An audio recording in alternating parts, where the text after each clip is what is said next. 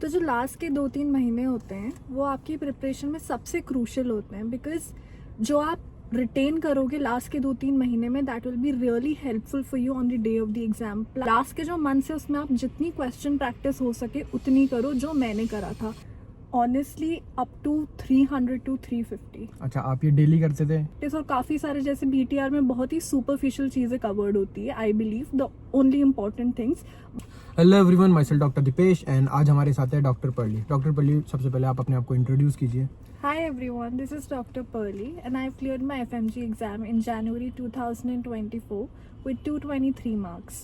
तो आज हम डॉक्टर पर्ली से कुछ चीज़ों के बारे में डिस्कस करना चाहेंगे, ठीक है? तो पर्ली, I ask some question related to FMG exam. जैसा आप लोगों को पता है कि अब FMG के एग्जाम में सिर्फ ऑलमोस्ट 2 से 3 महीने रह रहे हैं। तो बेसिकली आपने 2-3 महीने पहले जब आपका एग्जाम था लास्ट ईयर, तो आपने क्या किया था? तो जो लास्ट के 2-3 महीने होते हैं वो आपकी प्रिपरेशन में सबसे क्रूशियल होते हैं, बिकॉज जो आप रिटेन करोगे लास्ट के 2-3 महीने में that will be really helpful for you on the day of the exam. Plus last के 2-3 महीने में आपको क्वेश्चन प्रैक्टिस करना आपकी रोज़ डेली रूटीन में लाना पड़ेगा, क्योंकि जिस दिन आप एग्जाम में बैठ रहे हो उस दिन to read the questions attentively and all the 4 options attentively and to rule out कि भाई क्वेश्चन में एक्सेप्ट तो नहीं पूछा है। काफ़ी बार एक मेंटल फैटीग के बाद इंसान बहुत सिली मिस्टेक्स करता है, तो वो सिली मिस्टेक्स को अवॉइड करने का तरीका यही होता है कि आप अपनी एग्जाम प्रिपरेशन में लास्ट के जो मंथ्स है उसमें आप जितनी क्वेश्चन प्रैक्टिस हो सके उतनी करो, जो मैंने करा था। लेक्चर्स देखना वगैरह आप स्टार्टिंग में कर सकते हो, वो चीज़ कंप्लीट हो जाए, आपके नोट्स रिवाइज हो जाए, उसके बाद आई थिंक GTs देना और मॉक टेस्ट देना, इट्स वेरी वेरी इंपॉर्टेंट। तो डॉक्टर पर्ली, सबसे पहले तो कि आप दिन के कितने क्वेश्चन सॉल्व करते थे daily? Honestly up to 300 to 350। अच्छा, आप ये डेली करते थे? Daily as a routine. Like for example, अगर मेरा एक सब्जेक्ट का स्लॉट चल रहा है मॉर्निंग में, let's say it's a 5 hour slot, उसमें 2 hours I make sure that I am reading, but the remaining 3 hours I make sure कि मैं उसमें उस टॉपिक से रिलेटेड क्वेश्चन जरूर प्रैक्टिस कर रही हूँ। तो आपके शेड्यूल के अंदर बेसिकली क्या रहता था? आप सुबह मतलब किस तरीके से एक फटाफट से आप बताएंगे कि थोड़ा सा कि आपका क्या शेड्यूल किस तरीके से रहता था? मैं 2 स्लॉट्स में पढ़ती थी। लाइक फॉर एग्जांपल मॉर्निंग में 8 o'clock आई स्टार्टेड, ठीक है। दिन के 1:30-2 बजे तक अपन ने पढ़ा, उसके बाद लंच करके थोड़ा सा रेस्ट करके फिर मैं दिन से शाम का स्लॉट मेरा चलता था, वो भी 4 से 5 घंटे का चलता था। तो इसके अंदर आप जो क्वेश्चन सॉल्व करते थे वो बेसिकली एक साथ 300 क्वेश्चन एक साथ करते थे या फिर इनको स्प्लिट करते थे? नहीं, जैसे मैं एक दिन में 2 सब्जेक्ट उठाती थी ताकि एक अपना मोनोटोनस चीज से इंसान बोर नहीं हो जाए पूरे दिन में। तो जैसे मॉर्निंग में एक सब्जेक्ट उठाया, आपने उसके 100-150 क्वेश्चन सॉल्व कर लिए। आपने शाम को दूसरा सब्जेक्ट उठाया, आपने उसके क्वेश्चन सॉल्व कर लिए। मतलब बेसिकली जैसे हमने लास्ट वीडियो के अंदर डॉक्टर रवीना से बात की थी, तो उन्होंने भी बताया था कि वो दिन में 2 स्लॉट के अंदर पढ़ती हैं, उसमें फर्स्ट सब्जेक्ट को फर्स्ट स्लॉट में और एक और सब्जेक्ट दूसरे स्लॉट में ले लेते हैं। उस अकॉर्डिंगली आप दोनों ने एक साथ डिवाइड कर रखी थी चीज़ें, ठीक है? हाँ। तो अगली जो बेसिकली चीज़ आती है वो BTR से रिलेटेड आती है। बहुत सारे बच्चे BTR पे आजकल बहुत ज़्यादा रिलाई करने लगे हैं। बेशक वो बहुत अच्छा सोर्स है, बट एज अ रिवीजन तो सबसे पहले तो आपने BTR से स्टडी किया था? मैंने BTR बिल्कुल एंड में करा था एज अ।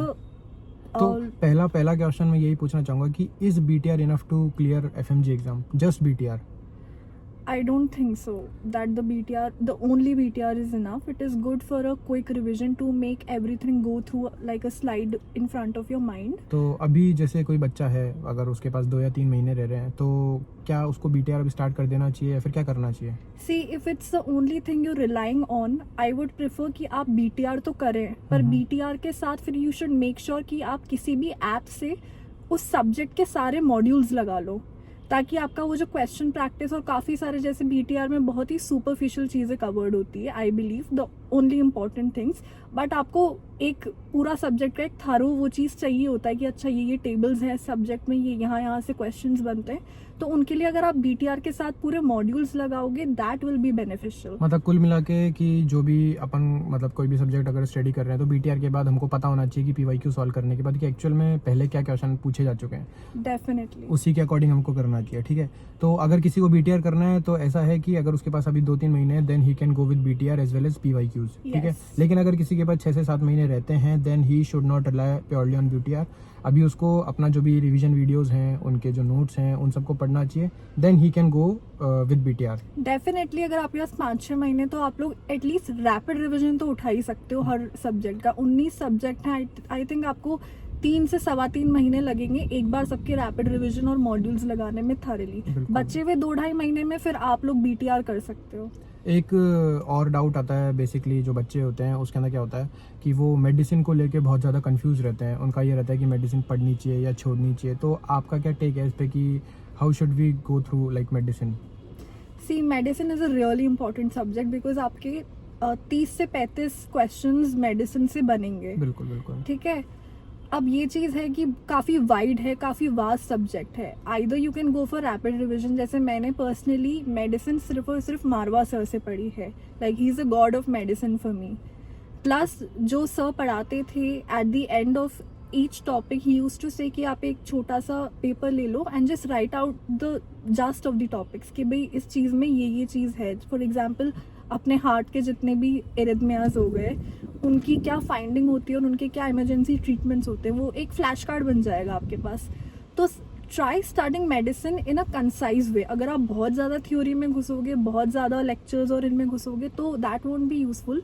रैपिड रिविजन देख लो और क्वेश्चंस प्रैक्टिस कर लो। और दूसरा ये अगर कोई मेडिसिन छोड़ने की सोचता है तो कैन ही इंटीग्रेट सब्जेक्ट, ऐसा भी करके किया जा सकता है?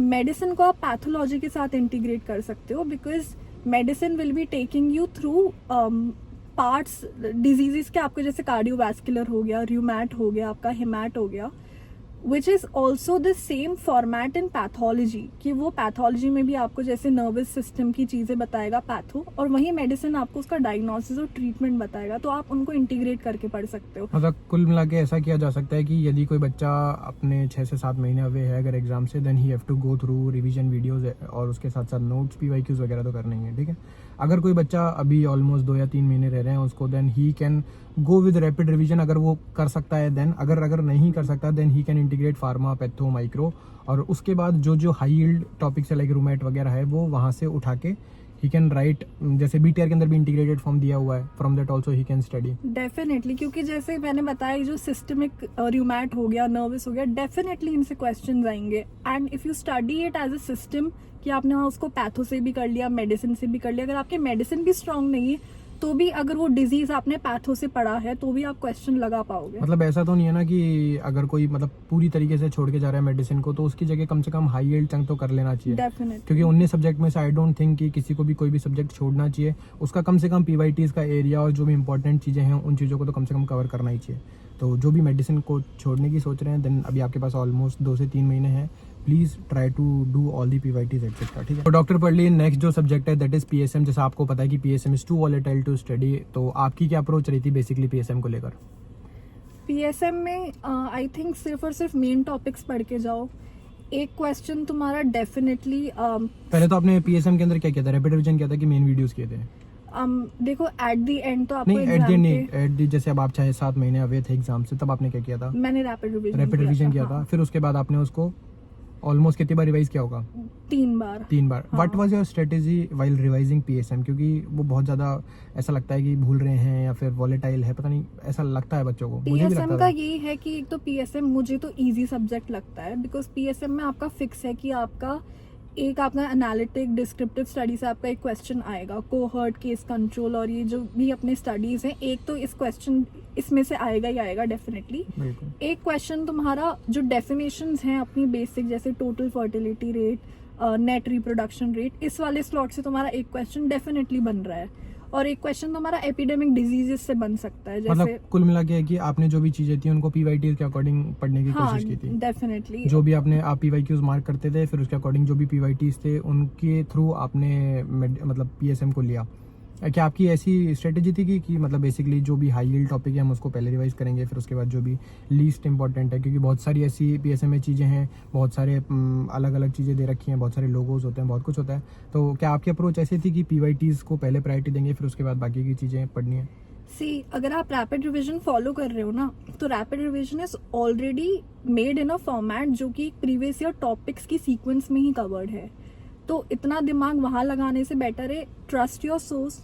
एक भी किसी सोर्स का आप लोग रैपिड रिवीजन PSM का उठा लो, ऑलमोस्ट सेम ही चीज़ें हैं, ऊपर नीचे थोड़ी बहुत इन्फॉर्मेशन चेंज होती है, बाकी डेफिनेशंस, फॉर्मूलेज, सेंसिटिविटी, स्पेसिफिसिटी, ये सब में Same सेम रहती है। है।